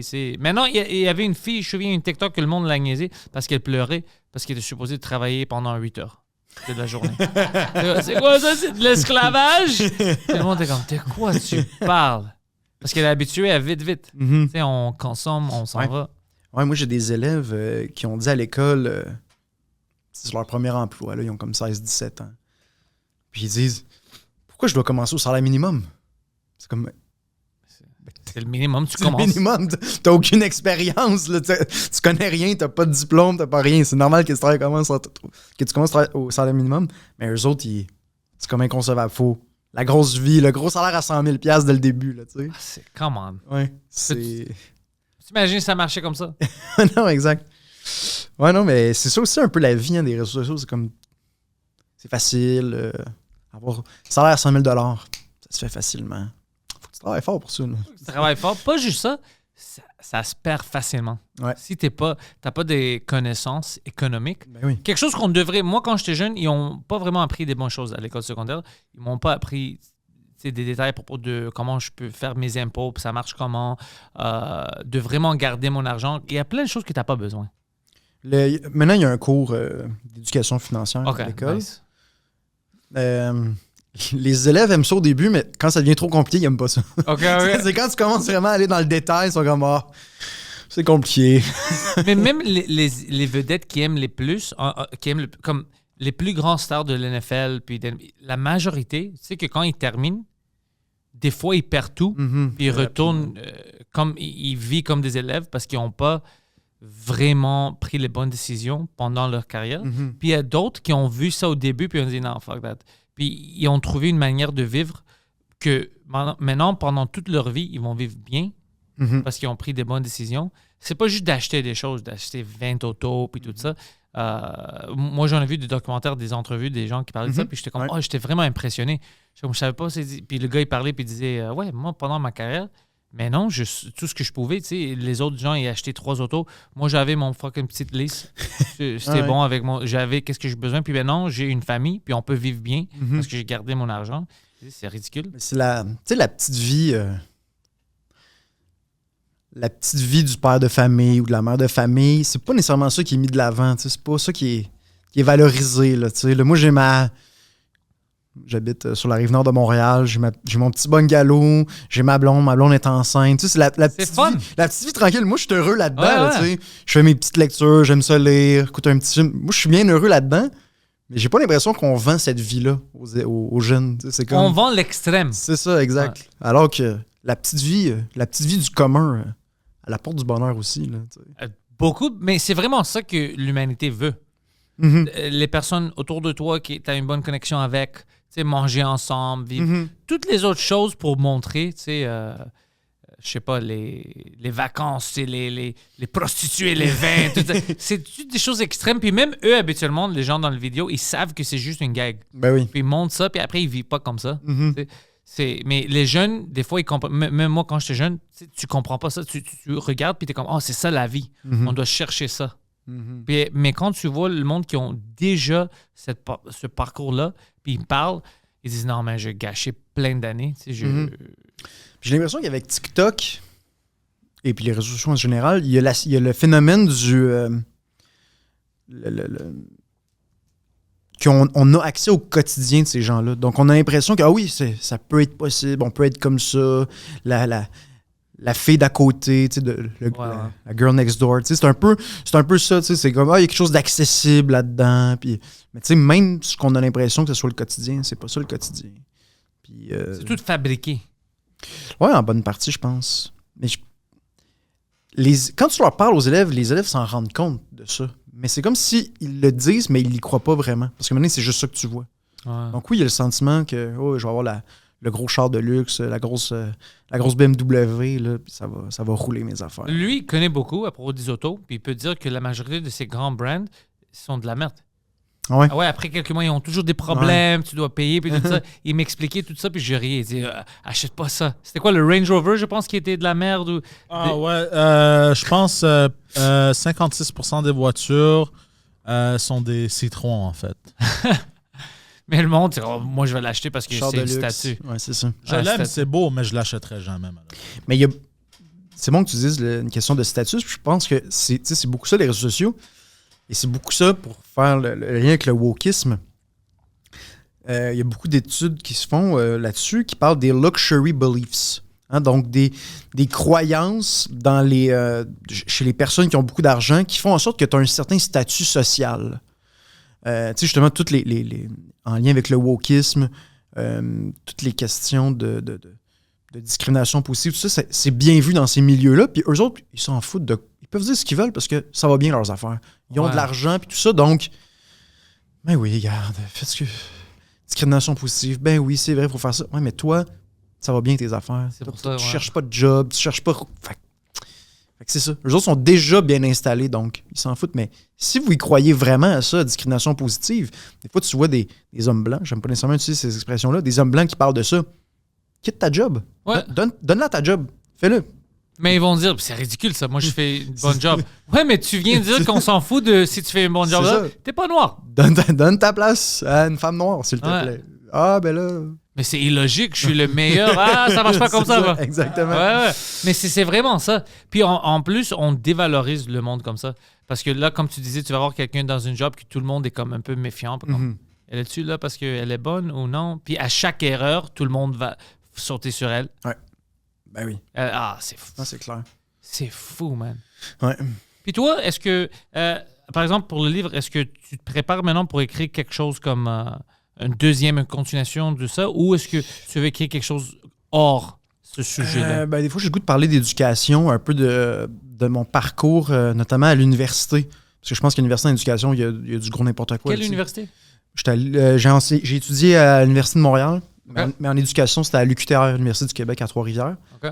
Tu sais, genre, on avait des profs qui nous disaient fais des tours de magie devant la classe pour avoir l'attention des élèves. Puis là, tu te dis, mais Quoi? Je suis un enseignant, là. Je suis pas un clown, là, tu sais. Donc, à un moment donné- Oh, Oui, c'est ça, ouais. exactement. Donc, tu sais, j'entendais des trucs comme ça, puis tu te dis... J'ai des amis magiciens, si tu veux. Ils Ouais, peuvent c'est t'apprendre ça, des trucs. Exactement, mais moi en contact avec eux. Donc, il y avait des trucs comme ça. Puis tu te dis, on est à l'université, là. Est-ce que ça peut être sérieux, s'il vous plaît? Puis c'était Mais pour eux, c'était sérieux. Oui, vraiment. Maintenant, on a fait... Ça, c'est pour les élèves au secondaire. On avait des marionnettes. Je peux pas. Puis là, si tu te passes un commentaire négatif, c'est toi le méchant. Puis moi, j'étais comme... Attendez, là. Je suis des élèves de secondaire 5, là. Des gars de 17 ans, là. Des filles de 17 ans. Ils vont me battre. Ils vont me battre, ils vont m'intimider. Ils vont me donner des wedgies. C'est inacceptable. Ouais. Mais ça, je me rappelle parce que j'avais des débats avec une fille en éducation. Parce que moi, j'étais toujours un peu parce que moi, pendant que j'étudiais, j'enseignais déjà. Donc, Ok. je savais déjà comment ça se passait. Puis elle était comme, ben oui, quand tu proposes un projet aux élèves, ils embarquent, puis ils veulent travailler. Moi, j'étais comme, non. Faut que tu es motivé, faut que tu travailles fort. Ils seront pas intéressés au début. Puis c'est correct, ça fait partie de la job, je l'accepte. Et quand on avait fait le stage, moi, je savais comment ça se passait. Elle pleurait. Parce qu'elle était comme, ben les profs d'université m'ont toujours dit que ça allait bien se passer. Puis que si je faisais des niaiseries comme avec les marionnettes, puis ça va bien se passer. Mais mes élèves, ils embarquent pas pantoute dans ce que je fais, dans ce que je propose. Donc, tu sais, il y a des conséquences à ça, parce que les étudiants, les étudiantes, ils ont l'impression que ça se passe comme ça, puis que les élèves, ben oui, ils embarquent. Mais non, c'est avec des marionnettes, c'est un tour de magie. Qu'est-ce qui va arriver, tu penses? Ils vont te ridiculiser. Mais oui, ils vont te ridiculiser, peut-être avec à raison, peut-être. Ouais, mais c'est ça. Ouais. Moi, dans mon temps, dans mon école, je peux voir ça. Qu'un prof, c'est sûr que dans mon temps, on va le battre. Au moins un wedgie, là, c'est ridicule avec des marionnettes en Ouais. secondaire 5. Ouais. Ou tu vas aller, tu sais, à la directrice et dire, écoute, je pense qu'il est autiste. Je sais pas qu'est-ce qui se passe, mais c'est ridicule. Ouais, il est pas compétent pour Ouais, faire ça. c'est complètement... Ouais, mais ça, tu sais, quand tu parles aux enseignants qui sont en poste, tu sais, quand je suis dans la salle des enseignants, tout le monde le sait que c'est n'importe quoi. Tu sais, une fois que tu te mets à travailler, tout le monde le sait. Tu sais, je te raconte ça, évidemment que tu sais que c'est n'importe quoi. Tout le monde, mais juste des profs d'université qui pensent que c'est une bonne idée. Tu sais. Mais c'est ça la question. Ils pensent-tu que c'est une bonne idée ou ils sont juste habitués à dire ça, c'est Ouais. leur vérité. Ouais. Puis le garde, on fait beaucoup de ça comme, écoute, c'est le système. Si tu dois rentrer dans le système, c'est vraiment ça. Ouais. On doit arrêter de faire ça. Mhm. Si c'est illogique, on doit le couper, Exact. on doit le changer. Exactement. C'est-tu juste plus facile Mais de souvent, garder ces normes? ouais, ben, Parenthèse. t'as l'air. On fait les choses différemment. Tu sais, c'est encore à l'innovation. Puis aussi, souvent, ils vont tester ces stratégies avec certains groupes d'élèves très précis. Comme je me rappelle, il y avait un prof qui m'avait dit, j'évite les détails, là, mais c'est une nouvelle stratégie pédagogique. Je lui ai demandé, est-ce que ça a été testé?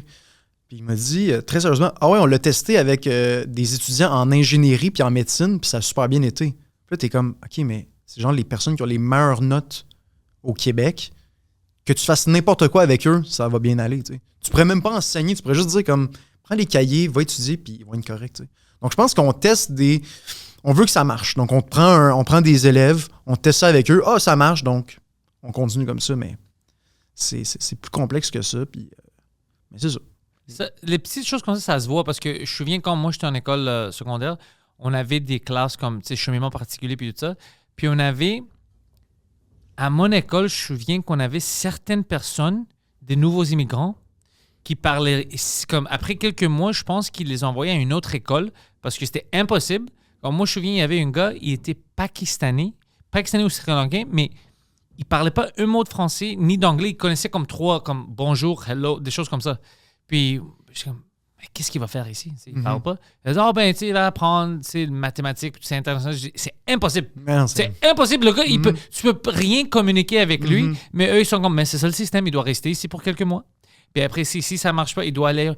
Mais envoie-le ailleurs où il peut parler dans sa langue pour apprendre le français et l'anglais. Déjà, tu vas gâcher un an au moins pour ce petit gars-là, pour rien. Parce que tu veux qu'il fait le système, c'est ça, mais utilise un peu d'intelligence. Mais je pense qu'il manque de profs en francisation, tu sais. Il y en a pas ça beaucoup. Fait que je pense qu'il essaie d'arranger les choses pour qu'au moins l'enfant soit à un endroit. Mais tu sais, j'entends même à Saint-Eustache, sur la Rive-Nord, qui est historiquement très francophone, ils ont de la difficulté avec la francisation maintenant, tu sais. Fait que là, tu te dis... Okay, À Saint-Eustache? à Saint-Eustache. Ils parlent quoi? C'est des personnes d'origine immigrante qui arrivent ici, puis ils parlent pas encore français. Puis ils arrivent à Saint-Eustache. Ouais. On monte pas de notre meilleur côté. C'est ça, exactement. Fait que non, ça, je pense que il manque de personnes. Mais oui, la francisation, c'est sûr, c'est bien compliqué, mais il manque bien. Je lisais il n'y a pas longtemps, dans une école dans la Côte-des-Neiges, 8%, c'était dans le Journal de Montréal, 8% des élèves parlent français à la maison. Donc, 8% à Côte-des-Neiges. Ouais, ça, c'est logique. Donc, tu sais, ouais, mais tu te dis, Ouais. Mané, c'est pas un peu de francisation, là, c'est beaucoup de francisation que ça prend parce que justement, tu sais, le français, ça devient plus la langue commune finalement à l'école. Parce que justement, dans les travaux d'équipe, ils parlent pas du tout français puis tout ça. Donc, ça, Mané, tu sais, intégrer 2-3 allophones dans une école, dans une classe, c'est pas si pire. D'en intégrer 20. Tout le monde va parler leur propre langue. Exactement. Donc, ça te prend quelque chose qui vient unir. Ça, maintenant, ben, c'est ça. Ils s'en vont à Saint-Eustache. Puis... J'ai une question. Les Suisses, on les déteste, c'est sûr, mais eux, ils parlent... ils parlent quoi? 6 langues? Ouais, 4, je pense. Comment est-ce qu'ils font ça? Est-ce qu'on peut voler des idées de eux? Et on volait assez d'argent pendant la Deuxième Guerre mondiale, on peut voler des idées? C'est sûr qu'en en Europe, il y a une plus grande tradition d'apprendre des langues. Juste de trouver des techniques qu'ils utilisent. Ouais. Non, il y a des plus grosses traditions. C'est juste les sportifs. Les sportifs qui vont... qui jouent en Europe, au soccer, par exemple, ils vont apprendre beaucoup plus facilement les langues. Il y a comme une espèce de facilité. En Amérique, j'ai l'impression qu'on est plus... Fermé avec ça. Ouais, c'est ça. Parce que je vois, tu sais, en Grèce, je vois ça, puis ça m'impressionne. Tu sais, je vois des Grecs, j'assume, OK, ils vont parler grec. Puis comme français, anglais, allemand, italien, puis je suis comme, what the fuck? Moi, j'essaie de dire au monde, t'habites à Montréal, apprends un peu le français, puis c'est choquant. Ouais. Puis toi, tu parles 4 langues, Mm-hmm. et tu viens d'un Ouais. fucking village, qu'est-ce qui se passe? Ouais. Ouais, mais... tu sais, à Laval, à Chemédé, il y a beaucoup de Grecs. Mhm. Mes parents, ils étaient un jour en Grèce. Puis la fille, je pense qu'elle parlait français, elle dit « Ah oui, j'ai de la famille à Chemédé-Laval. » Tu sais, t'es en Grèce. Oh, c'est cool, La ça! fille t'a dit « J'ai des parents à Chemédé-Laval. » Il faut que je parcours la moitié du globe pour qu'on me parle de ça. Ça, c'est drôle. Ouais. Ah, shit, ouais. Ma cousine est là. Non, mais on peut le faire. On a besoin d'un changement, mais maintenant, on a trop de problèmes. Parce que, comme tu as dit, on a un problème. Dans l'éducation, on a un problème avec l'attention des enfants. Il y a plein de problèmes. Puis la langue, c'est juste un autre problème. Mm. Oui, puis c'est pas... on s'entend... Tu sais, les enjeux de langue... Je pense que je fais de l'école que c'est vraiment quelque chose d'important, mais c'est pas un enjeu de vie ou de mort. Tu sais, c'est jamais... Il n'y a pas mort d'homme, là. Il n'y a personne qui est mort parce que il parlait pas français, par exemple. Donc, j'ai l'impression que c'est facile, justement, de dire « Hey, on a d'autres priorités. Ouais. » Mais tôt ou tard, il faut que tu sois capable de dire « Non, On a une idée pour ça, on doit faire quelque c'est chose. ça, Ouais. exactement. » Le gouvernement, le ministre de l'Éducation, il a dit que c'était sa priorité, une de ses priorités d'améliorer le français puis tout ça.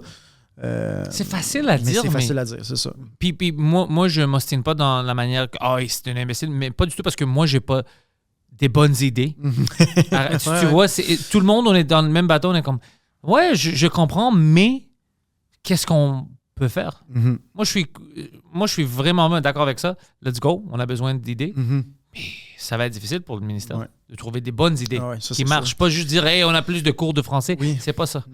Non. C'est culturel. C'est pour ça que je te Moi, je dis, pense que oui. on devrait amener des personnes qui sont à la télé, tu sais, que Ouais, le monde oui. veut faire partie de la culture. Mhm. Ça les motive, tu sais, à l'interne.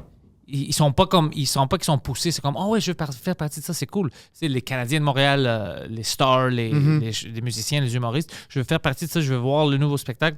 Alors là, tu rentres, puis tu te rends même pas compte que tu es dans le game. Exact. C'est ça qui est important. Non, c'est un travail... Parce que, tu sais, apprendre une langue, ou maîtriser une langue, c'est pas tu fais 3 cours, puis tu Non, comprends. exactement. C'est à chaque jour, c'est... Tu veux faire partie de ça. Exactement. Donc, c'est un gros travail, c'est un gros chantier. Je sais pas. je sais pas ce qui va arriver avec ça. Comme je dis, moi, je suis un pessimiste quand même. C'est pas bon. D'ailleurs, ça, c'est intéressant. Les enseignants, je trouve qu'ils sont rendus très cyniques et même pessimistes. Les enseignants étaient toujours comme ça. Oui, peut-être, mais en même temps, j'ai l'impression que quand t'es enseignant, il faut que tu aies un esprit peut-être un peu idéaliste, tu sais, de certaines attentes, puis ça va mieux aller. Ouais. J'ai l'impression que c'est pas ça l'état d'esprit actuellement, malheureusement. Mais on vit dans un monde maintenant où tout le monde est cynique. Ouais, ça c'est vrai. On a vécu des années C'est à vraiment... cause des humoristes, ça. C'est à cause de moi. Ouais.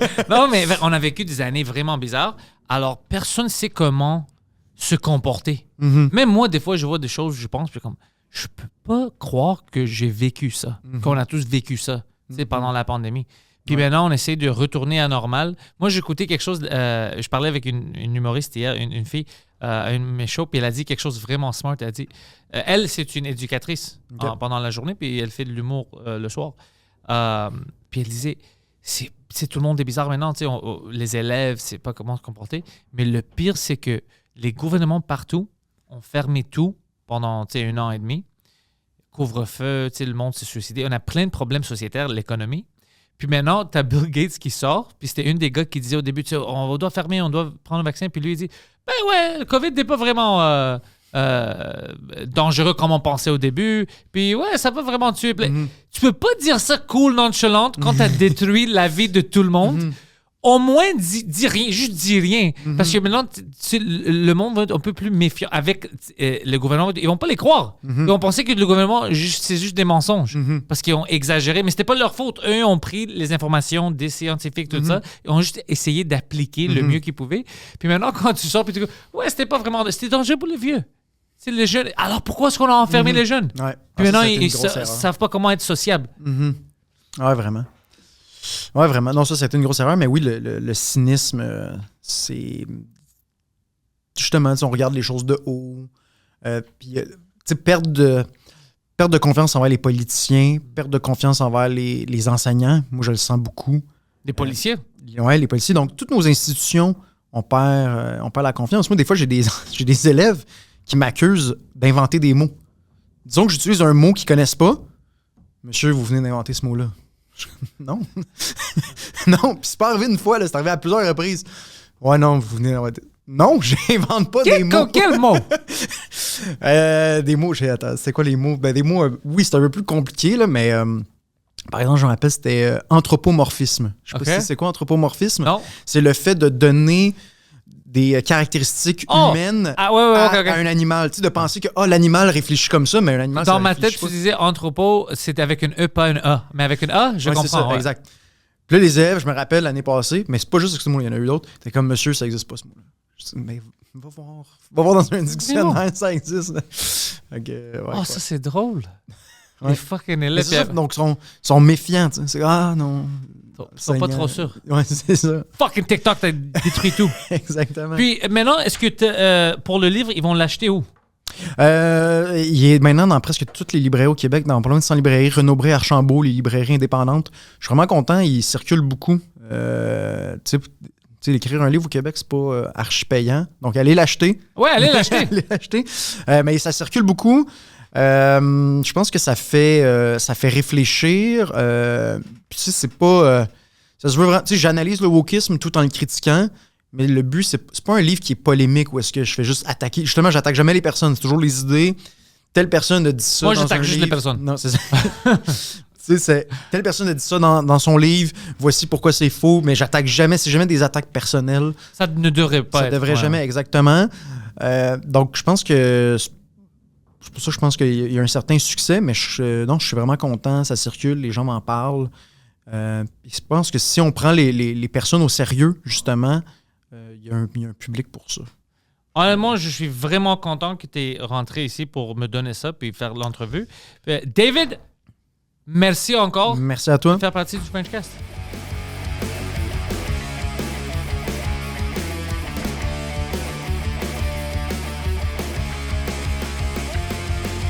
Welcome everybody to the thoughts in my head. All my confessions are the latest trend. I'll post them on my feed.